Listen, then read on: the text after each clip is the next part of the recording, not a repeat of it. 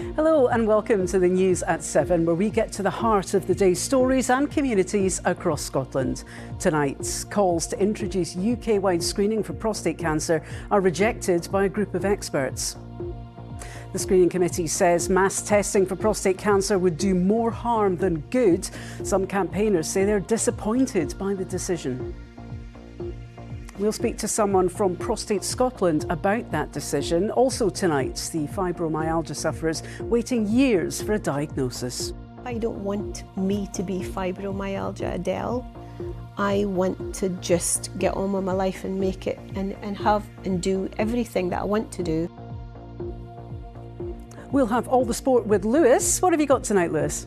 Well, Hala, there's two Scottish stadiums on the UK bid to host the 2035 Women's World Cup. We'll talk about the potential impact on the women's game should the tournament come to Scotland. And the campaign to save the home where Robert Burns wrote Auld Lang Syne. Hello, I'm Hala Mohideen. Welcome to the news at 7.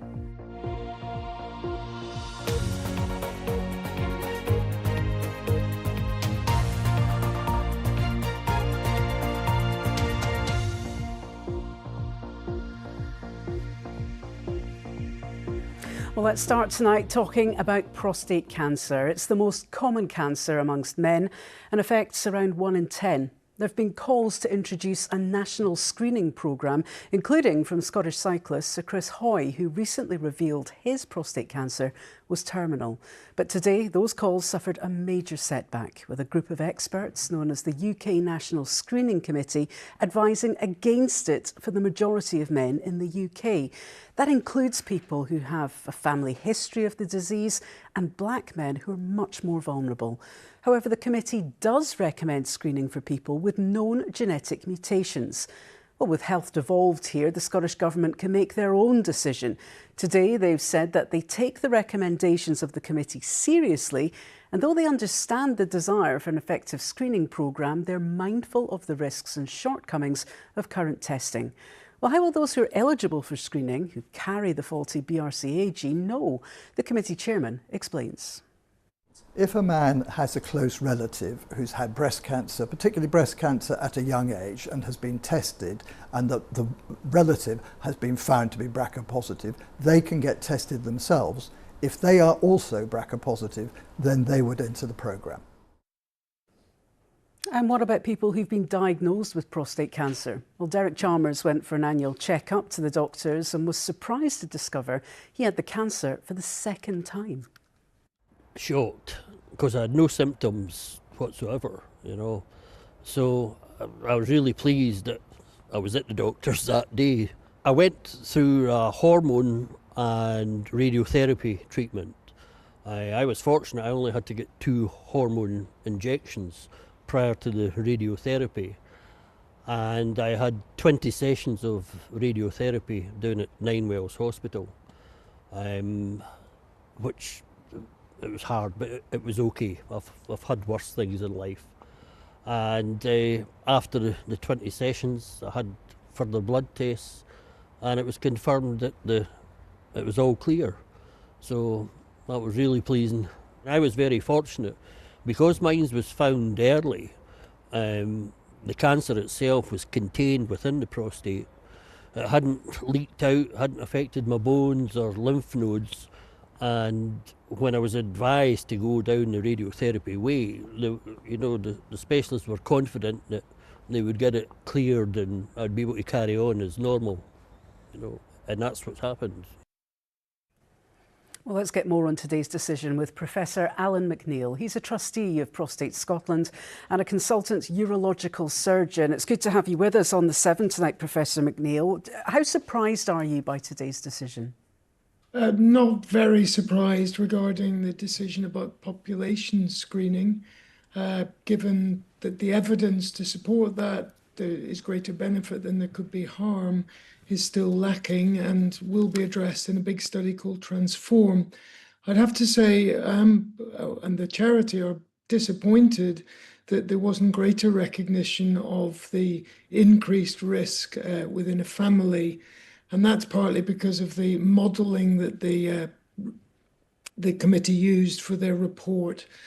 Because a man with one relative might have an increased risk, but if he's got 2 or 3 first-degree relatives, then it's much greater chance that he will develop a prostate cancer. And it would be great if that had been acknowledged and some access to testing given to these men. Absolutely. In a way, it's quite surprising, is it not, that these groups have been excluded? Do you think that this might be due to financial pressures, the costs of extra tests for those in those groups?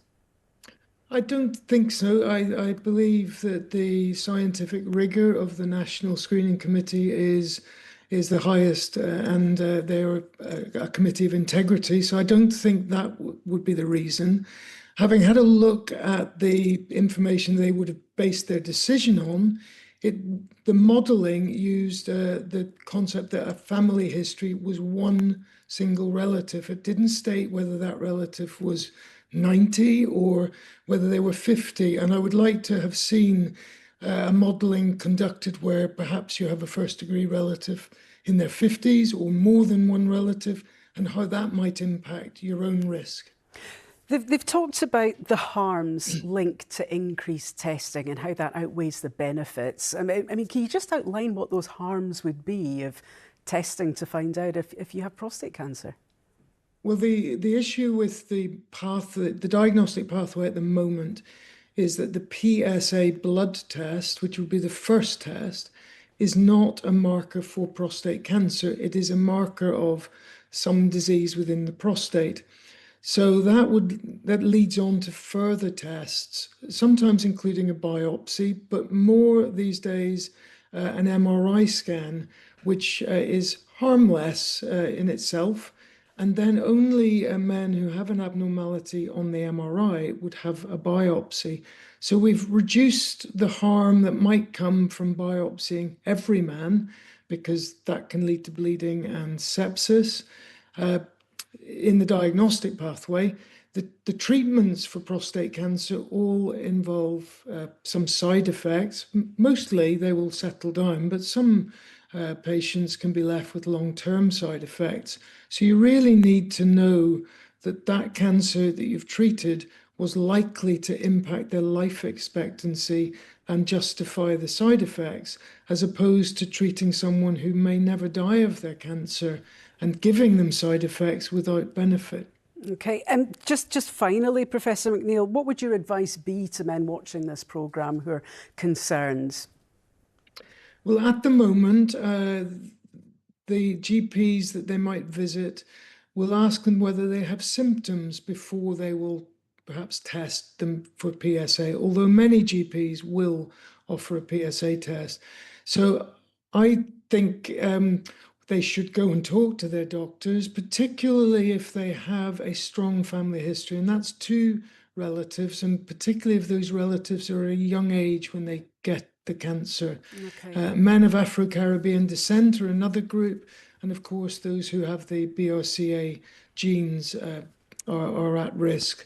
But unfortunately in Scotland, most men who will be BRCA gene positive will be those who already have prostate cancer and are being tested as a means of selecting them for treatments, as opposed to finding out for other reasons. Okay, we'll have to leave it there, Professor McNeill, but thank you so much. More information, of course, available on the Prostate Scotland website. Thank you for your time today.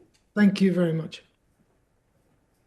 Now, sticking with another health-related story, let's turn to fibromyalgia. It's a long-term condition which can cause pain all over the body. Research by Aberdeen University has found that people are waiting years for a diagnosis, with some being prescribed potentially harmful drugs. Well, Fiona Stalker has spoken to a woman who says living with the condition is a daily struggle. So we've got amitriptyline. We've got diclofenac. Every morning, Adele Williams takes a cocktail of painkillers. So this is dihydrocodeine, and it's quite, the doctors don't like to prescribe it because it's an opioid. And the longer you take it, the more you need. She has fibromyalgia and suffers chronic pain, fatigue and brain fog. It's really difficult to put in a box because it's different every day. It's a muscular pain. And it can be dull, it can be throbbing, it can be really sharp as well. Sometimes it feels like somebody's just stabbing you with a a screwdriver or something, and it's hot. How well do experts think the NHS is keeping pace with patients like Adele? We're really in the changing room of the race because they're not getting the early diagnosis and they don't have access to effective care, but instead are being given painkillers that are only marginally effective and can have important side effects. Because of the complex symptoms, patients often end up here in rheumatology. The team are working on ways of making it better. It's about early diagnosis, getting in some appropriate support, some helping them to understand the condition, what it's about, how to manage it, and then having that safety net to come back to if they need to.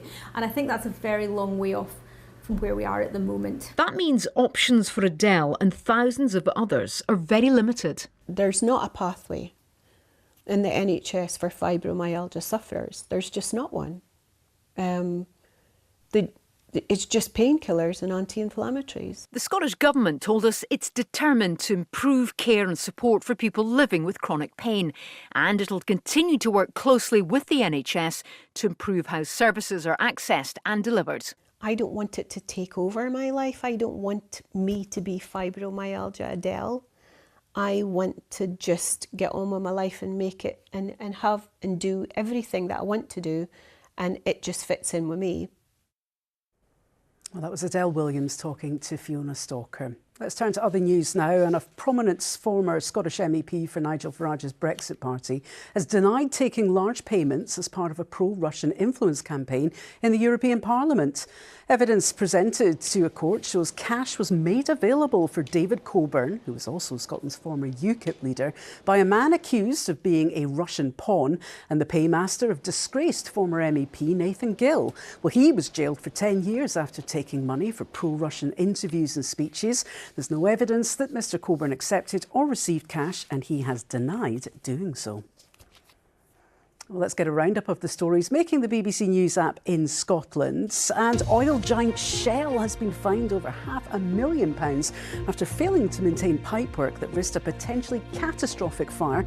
That was on the Brent Charlie platform in 2017. More than 1,000 homes were left without power in the Highlands and Islands after strong winds swept across parts of Scotland. The vast majority of the affected homes were on Mull. And 2 men have been charged after £1 million worth of cannabis plants were seized from a village in West Lothian. Police raided a property in East Whitburn on Thursday, and plans to move a Borders primary onto the grounds of the town's high school have been dropped. Protests against those proposals were held in Eyemouth. And for more on all of those stories, just scan the QR code that's on the screen now.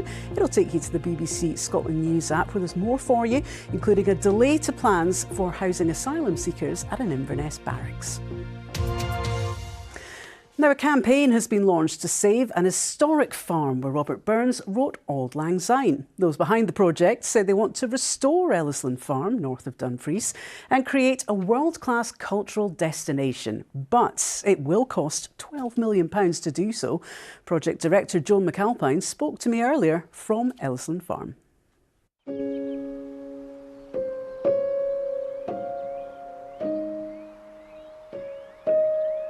Well, this is the room in Ellisland Farm where Burns wrote 130 songs and poems, including Auld Lang Syne, the international anthem to friendship, and it's actually the most sung song in the world after Happy Birthday, and also masterpieces like Tam O'Shanter as well. So it's the only home that he built himself. He designed it, and in this particular room, you see the window behind me, he wanted windows looking out over the river because he called this place Sweet Poetic Ground. He found it inspiring, and we think we need to use it to inspire future generations. You're launching this appeal for £12 million. It's quite an ambitious sum of money. Why do you need £12 million, and what is it going to help to fix at the farm itself? The dampness in the buildings is so bad that the timbers are rotten, and if we don't deal with it soon, the roof will fall in, and we just can't have that. We have a collection of Burns manuscripts here. It includes the first anti-blood sports poem, actually, about called On Seeing a Wounded Hare. It's threatened because of the levels of dampness. You're wanting to connect the poet's legacy with contemporary culture. How are you planning to do that? Particularly, how are you planning to make Burns relevant to younger Scots? I think the values of Burns, what Burns represented, which is love, friendship, equality. He hated hypocrisy. He spoke plainly to all strata of society. These are things that appeal to young people today, and I think that's why there's a continuing interest in Burns from all around the world, not just in Scotland. Well, I was going to say, those are universal values, really, and certainly appeal to an international audience. Do you hope that fans of Burns and those who appreciate his work worldwide will help come together to help fund this appeal?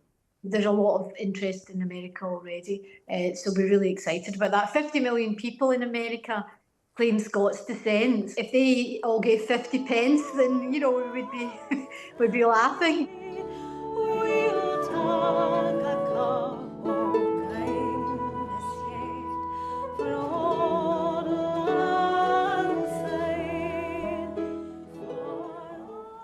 Well, still to come, we've got the weather with Joy, and we are joined by trad electro band Valtos, who've got some exciting news for us. But first, it's the sport with Lewis. Thank you very much, Hala. Hello there. Well, after a busy midweek of European football, it's all focus back on the domestic game, and this match tomorrow could be a cracker. Top of the table Hearts, who suffered their first league defeat of the season last week against an in-form Motherwell with 4 wins in their last 5 matches. Now, it might be hard to live up to the last time the two met, though. Back in August, it was a 6-goal thriller. The Steelmen stormed into a 3-goal lead before Hearts fought back in the final 25 minutes of the match to rescue a point at Tynecastle. So let's hear from the managers ahead of what will be a fascinating matchup. Something that hangs about you when you lose a game. You don't sleep right, you can't wait to get back to work and just set about the next task. And the task now is Motherwell. We've not got time to dwell on Aberdeen anymore. But we have only got ourselves to blame for not winning the game, only got ourselves to blame for not getting something for the game. We were the better team and we've lost a game. We'll play poorer and win games, I'm sure. But we move on to Motherwell now. That's been the main message today to the players, that don't expect things to come easy, don't expect it to be us to just be on top and flying now. We need to stay hungry, humbly hungry, not greedy, to stay on the right side of that thin line where you think you get overconfident because things are going well. Now, it looks likely that World Cup football will be coming to Scotland in 10 years' time. A UK bid for the 2035 Women's Tournament stands unopposed, and Hampden Park and Easter Road are on the list of 22 stadiums set to host matches. Scotland women's head coach Melissa Andreatta watched young Celtic midfielder Maria McInerney score on her debut to rescue a draw in a friendly against Ukraine this morning. She says having the World Cup here will bring more young people into the game. You know, I think we'll see participation rates grow, which is what we've seen in Australia, and then also the facilities, the investment there, and even in the programs with, you know, the staffing and everything that comes with that. I think we'll just see more investment, more growth, and an even higher level of performance because we're going to have even more kids playing the game. Now, Laura Montgomery captained Glasgow City, a club that she founded back in 1998. Earlier, I asked her how significant is the World Cup coming to Scotland. It would be absolutely massive, you know, as CEO of a kind of independent women founded and led club that's been trying to push the game forward for 27 years. This undoubtedly represents our biggest ever opportunity, not just to participate, but actually to be able to lead and accelerate the growth of women and girls football in Scotland. Yeah, just on that, Laura, can you kind of put it into context what it would do to have the biggest competition ultimately in women's football come so close to young girls looking to get into the sport, and how it could actually grow the game as well moving forward? Yeah, it would do so much on so many different levels. You know, as you've said, you know, for current young girls now, you know, to look to the future for 10 years' time and believe that they could actually be participating themselves in the biggest stage at home, for girls across every community to be inspired and believe that this is the sport for them to take part in, you know, to really feel that they belong in that, for for coaches to take up the sport, for more referees to be involved, for greater participation, for investment in our facilities, absolutely across the board. And of course, the legacy that will remain afterwards. This is undoubtedly, I think, the biggest potential moment for our sport in our country. Laura, your involvement in the growth of the women's game and your involvement at Glasgow City, you'll see up close just the growth that we've seen in women's football in the last number of years. But do you think it's maybe hit a point where it has perhaps stagnated a bit and something like the World Cup coming could then kick it on to another level? Definitely, I think we only have to look across the border for the acceleration of growth that occurred with England's success. And then, of course, most importantly, the Lionesses hosting the Euros, the growth in their country alone and participation. And, players want to come and play, in the WSL, for more girls taking part, for just the continued investment in their sport and their participation levels and their academy structures. It's really been second to none. And I think for us in Scotland, this potentially could spark all of that happening up here as well. Yeah, and it certainly could be an exciting time when it rolls around. Laura Montgomery, thank you so much for joining us on the programme this evening. Thank you. So yeah, plenty to potentially be excited for in 2035, Ella. Absolutely, thanks so much, Thank you. Lewis.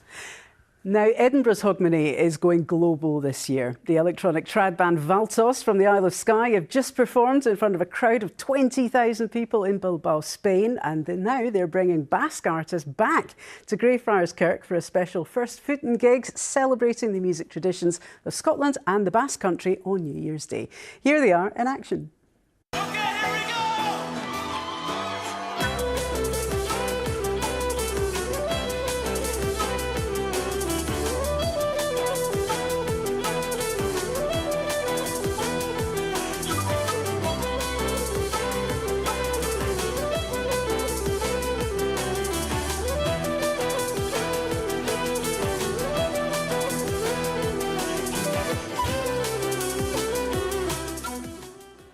And Martin and Dan from Valtos are here with us now. Thanks for coming in, guys. Thanks for having us. Not your first time playing the first footing gigs, but it is the first time you're bringing friends with you. Yes. Tell us more about that. So we were sent out on what felt a little bit like a school exchange last month to Bilbao, to the Basque Country, to play this unbelievable cultural event out there. I think you said an arena of about 20,000 people. 20,000 people. Yeah, and great experience. Full band came over, and on New Year's Day we're playing in Greyfriars Kirk, and some Basque artists are going to come over and play with us. And are they in the similar genre to you, the electro Celtic mashup, or are they? Who are they and what are they like? No. I would say they're under the banner of Celtic music, right? Which is a very big banner, right? But I think we're going to have a great night, and it's going to unify a lot of different Celtic sounds together. Absolutely. So people coming along on the first, what can they expect? What can they look forward to? So it's going to be a full day. So for those that don't know about the first footing event, it's across the city in Edinburgh. It's free events in all these unique places. So we're playing in Greyfriars Kirk, just beside Bobby. And the Basque artists are going to be performing their own sets throughout the day. And then about 4 or 5 o'clock, we're going to go on, and some of them are going to join us. There's 3 coming over, and it's going to be a blast. Okay. Hopefully not starting too early, though. No, exactly. I was going to say expect a party and a good time. Yeah. Everyone might be a little bit rough on the first, but I think it's worth getting out and having a good time with us. Yeah, absolutely. The fresh weather will waken you all up, I hope. You guys have had a crack in 2025. What was it like playing in front of 20,000 people? Yeah, you kind of have to pinch yourself. We've kind of just rolled through the year, and all these things just keep happening. And then you do it, and you move on to the next one, but without stopping to smell the roses. We've had to do that certainly this month. The fact that if someone had said when we started this we'd be going out to Bilbao to play to an arena worth of people, we'd have told them they were talking nonsense. So yeah, it's been an unbelievable year, and we've had a lot of fun. It's been a privilege as well to be so lucky to play in front in a different country, in front of such an audience we'd never expect to play in front of. So it was really nice and scary. Yes. Did they love it though? They must have. We were all tapping our toes out in the newsroom. So. Well, this is the thing. We're used to crowds over here who get it. Bagpipes, fiddles, maybe doesn't translate too well across the world, but our barometer is, halfway through a song, like, everybody clap along. And 5,000 people on the floor clapped along with us. So, yeah, they certainly enjoyed it. And we didn't get booed off the stage. Of course not. No, that sounds terrific, though, guys. An excellent 2025. What does next year hold in store? So we're starting it with a bang. Greyfriars Kirk, and then we're going to have a big year. We've just put the Barrowlands on sale, Barrowland Ballroom here. It's almost sold out already in a couple of days, which is amazing. How about that? And then, yeah, a few festivals in already. Don't know if we're going abroad. Maybe. Lots of music as well. Lots of music, yeah. We're very lucky to work with a lot of very talented Scottish musicians, so we're continuing that momentum with new music, and that's all we're going to say in that one. Watch this space. Album 2. Album 2, watch this space. Well, I wish you all the best for that gig. Happy New Year when it comes. Thank you so much, Martin and Dan from Valtos. Now it is time for the weather forecast with Joy. Good evening. Well, it has been a wet and a wild 24 hours, particularly for the north and the northwest, where we've seen storm force gusts in excess of 80 miles per hour for the Western Isles.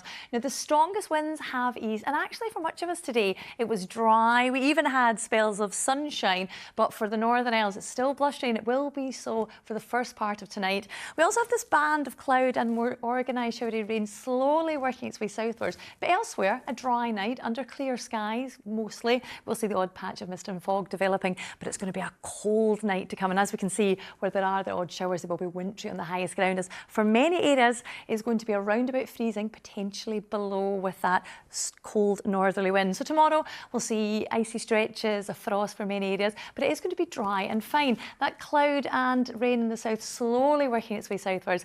But where we do have the showers, particularly in the far north and the northeast, they will be wintry in nature, as tomorrow will feel chilly out there. Highs at best of 3-4 Celsius. In the south, under the cloud, it is going to be more overcast, but here, highs of 6 Celsius, potentially not feeling so bitterly cold. Winds further easing, but still with that northerly component, so it is going to be another cold night, actually more so tomorrow night across the country, as we can see. A good few showers pushing in, and again, they'll be wintry, but even to lower levels. We are going to be between 2 low pressure systems as we move into Sunday, and that means drier, more settled conditions. Initially though, a widespread frost, icy stretches, good few showers across the north, but they will tend to fizzle out as the day progresses. And as we can see, fine conditions, plenty of sunshine, particularly in the north though, temperatures struggling to get above 1 or 2 Celsius. In the south, slightly higher, but that's still looking at 4-5 Celsius at best, although winds will be lighter. Quite a change though as we go into Sunday night. We have heavy rain pushing in, initially bumping into that cold air, falling as snow. But as the night progresses and winds turn more southerly, quite a difference in temperatures. 6 Celsius in the south, 1 or 2 Celsius at best in the north, and that's thanks to that strengthening southerly wind. As we move through Monday, it is going to be unsettled. We'll have this heavy, persistent rain pushing in from the south, working its way northwards and eastwards throughout the day. Behind it, some drier conditions developing. But in more southern spots where we do have that strengthening southerly wind, it's going to feel noticeably milder, highs of 11-12 Celsius compared to 4 or 5 at best in the north. And it's staying unsettled as we move through the week with a mixture of sunshine, showers, but feeling that touch milder. That's your forecast. And that's it from us tonight. Sports Scene's up next, and we're back at the same time tomorrow. Until then, night-night.